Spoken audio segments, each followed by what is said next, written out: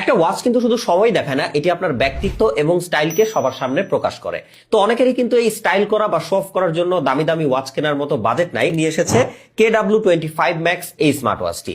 একদমই বাজেট রেঞ্জের মধ্যে আপনারা এই ওয়াচটি পেয়ে যাবেন, যা কিন্তু আপনার স্টাইল, সময় দেখা থেকে শুরু করে আরো অনেক ফাংশনালিটির দিক থেকেও হেল্প করবে।